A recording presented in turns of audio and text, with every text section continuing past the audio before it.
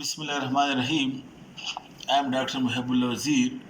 The topic is the superficial dissection of the lower limb in the thigh region. Look, this is anterior superior iliac spine, and this is pubic tubercle, and this is pubic symphysis. Note the point. This is anterior superior iliac spine, this is pubic tubercle, and this is the symphysis pubis. This tubercle is not so prominent in the actual bone. This is just a model. You look over here, please. This is the pubic tubercle, and then this is the pubic crest, and over here is the pubic symphysis. Now note the point that you can see now this big muscle of the abdomen, which is the external oblique muscle.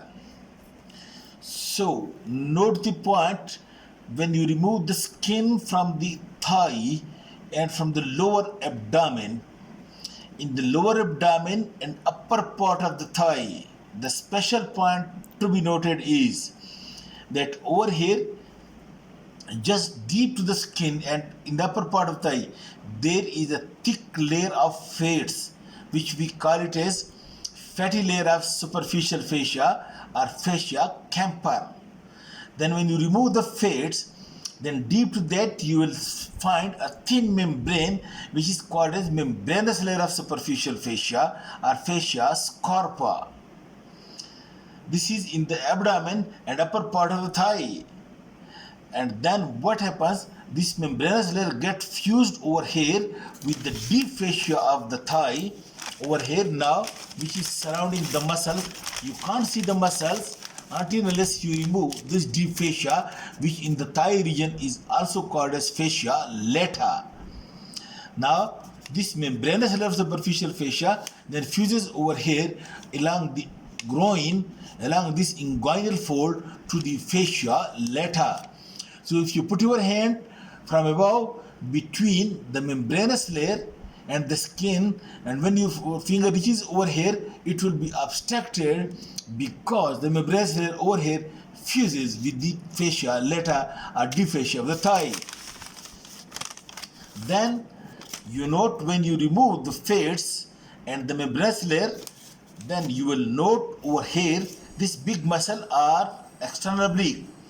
And the epineurasis of external oblique, it descends downward, gets attached to the anterior superior iliac spine laterally and to the pubic tubercle medially. That is, the medially it is attached to this pubic tubercle and laterally attached to the anterior superior iliac spine, and it folds upon itself like this. Look, this descends, gets attached over here to the anterior superior iliac spine and to the pubic tubercle, not to the symphysis, and it folds upon itself, and over here to this lower surface is attached the deep fascia of the thigh.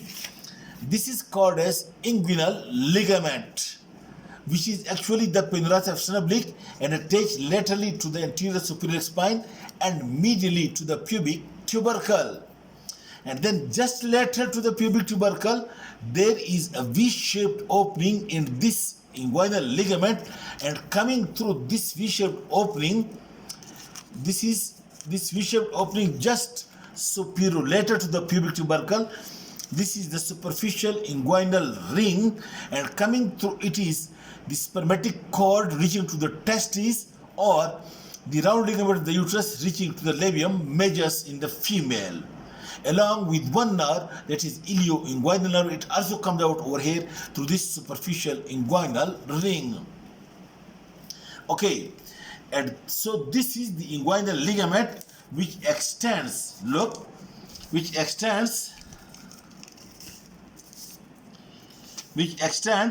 from the anterior superior iliac spine to the pubic tubercle. And if you take the midpoint of anterior superior iliac spine and pubic tubercle.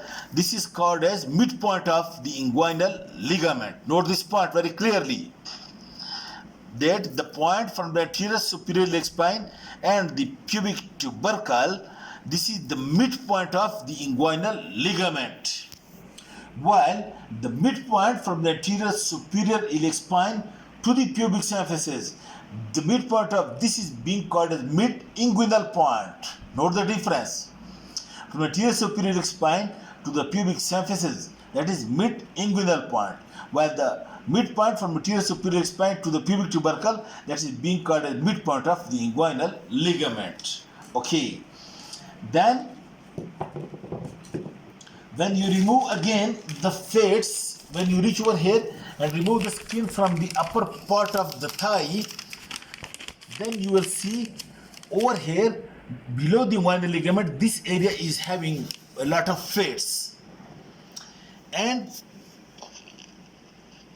on the surface of fat over here you will see, on the surface of the deep fascia over here you will see a big vein, that is great saphenous vein. This vein, look,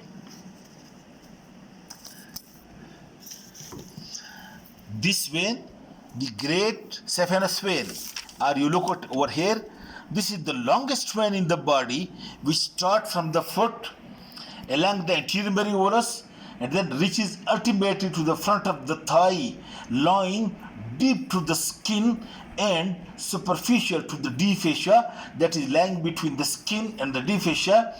This is the superficial vein or great saphenous vein, like the cephalic vein over here you have seen in the upper limb.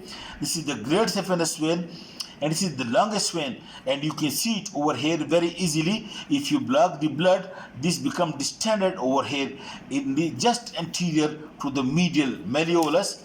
You can see this vein, and it is very easy accessible vein.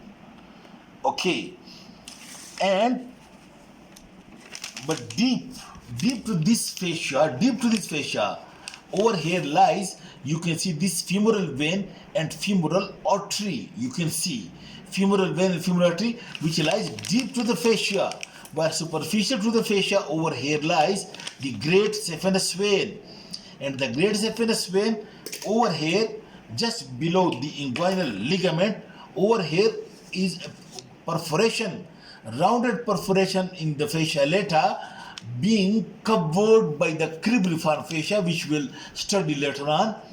The great saphenous vein, it passes through this saphenous opening to pass into this femoral vein, and it drains into the femoral vein over here. So this great saphenous vein you see over here on the surface of the deep fascia or fascia lata, and this saphenous opening being covered by a fascia, cribriform fascia, the great saphenous vein passes through this to enter into this femoral vein.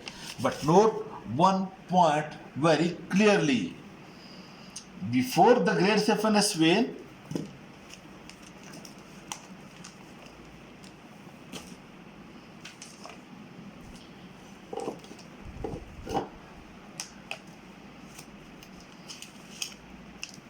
look,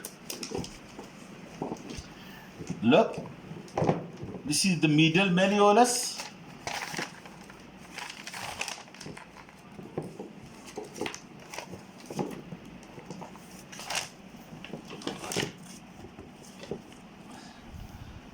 This is the medial malleolus.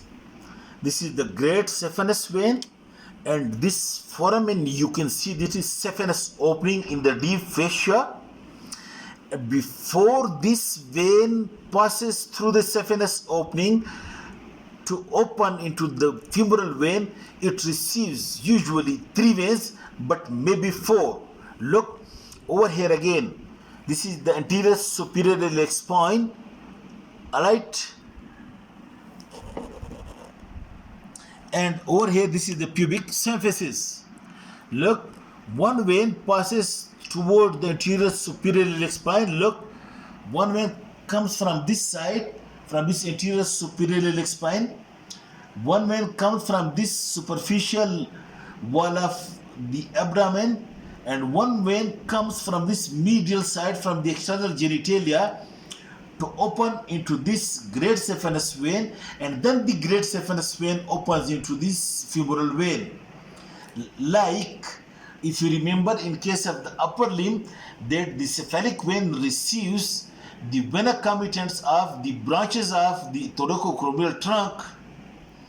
In the same way, over here, these three veins, these are called that from this iliac side, superficial circumflex iliac vein, and from this abdominal wall, that is called as superficial epigastric vein, and from this external genitalia, that is called as superficial external pudendal vein.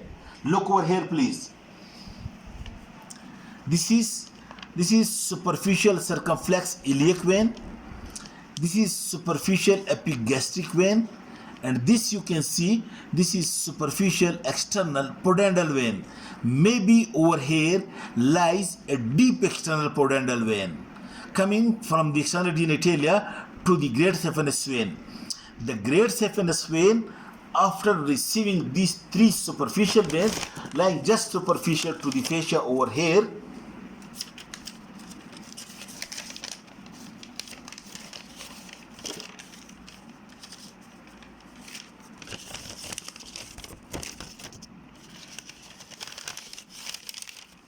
you look,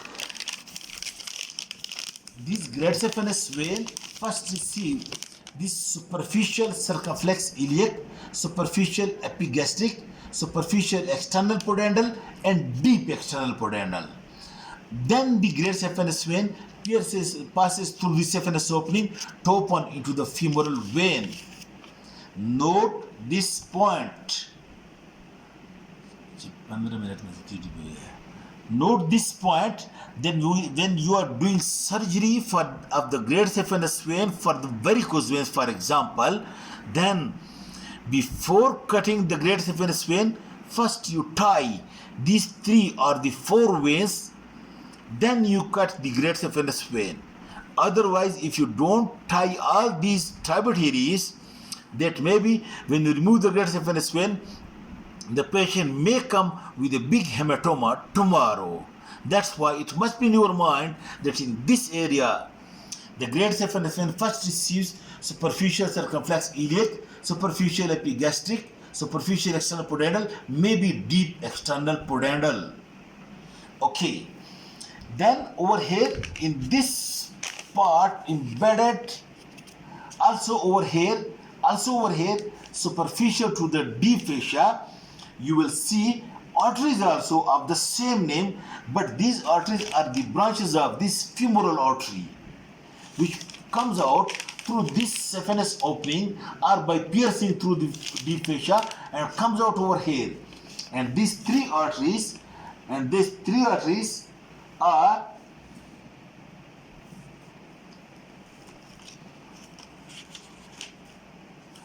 look again, these three arteries, look, superficial, make it close.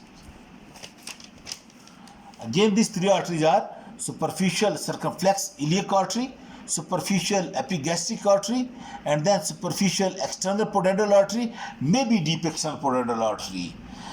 And the arteries are the branches of the femoral artery, this artery, which is being covered by the deep fascia. But the veins of these arteries do not open to the femoral vein, but they open into the great saphenous vein, and then the great saphenous vein opens into the femoral vein. These are superficial vessels, that is, veins and arteries in this region. Then you would be able to see over here also, note this point, over here in the fates, there will be embedded a lot of lymph nodes, and these lymph nodes lies between the skin and the deep fascia, that is, it lies in the superficial fascia. These are being called as superficial inguinal lymph nodes. These superficial inguinal lymph nodes, somewhat 10 to 12 in number, these are arranged like that some lymph nodes lies over here along the great saphenous vein, and some lymph node lies over here along the line of the inguinal ligament. This is called as the horizontal limb of the superficial inguinal lymph node. This is called as the vertical limb. In this way, we say that the superficial inguinal lymph nodes are arranged in the form of word T. T. This is the upper part. This is the lower part. I show you.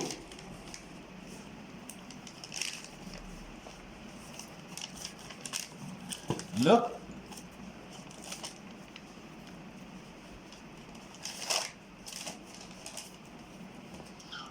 Look, these lymph nodes. Yes. Make it close. You can see this is the great saphenous vein. This is the inguinal ligament. You can see these lymph nodes. 1, 2, 3. This is the horizontal limb. And these lymph nodes, this is the vertical limb of the superficial inguinal limb. Total, it is in the form of word T. And you can see the same from over here.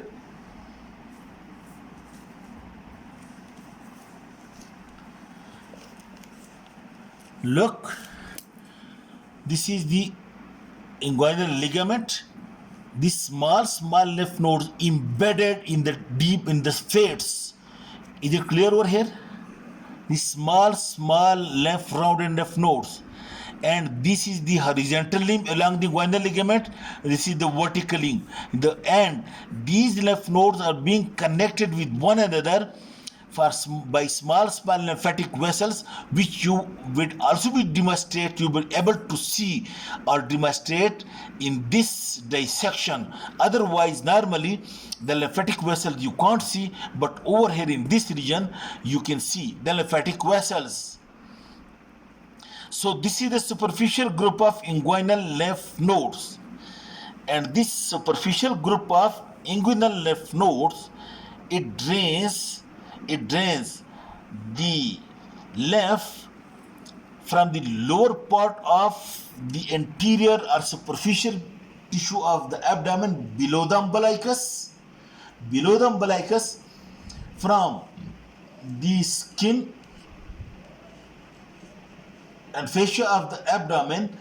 The lymphatic is being drained into this superficial inguinal lymph nodes. Then lymphatics are drained being from the external genitalia over here, and lymphatics are being drained from this lower limb as well. And then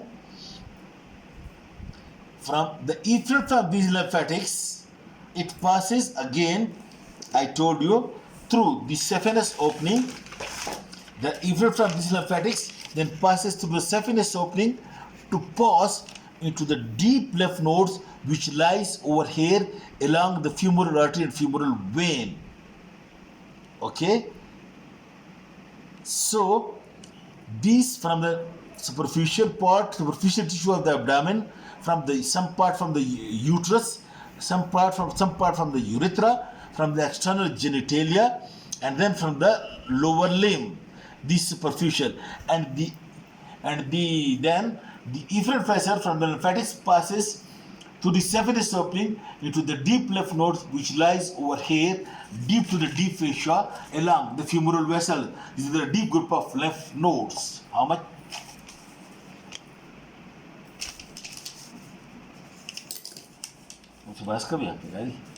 Okay, then we will see over here the cutaneous vessels, which we are going to in the next lecture. Okay, thank you.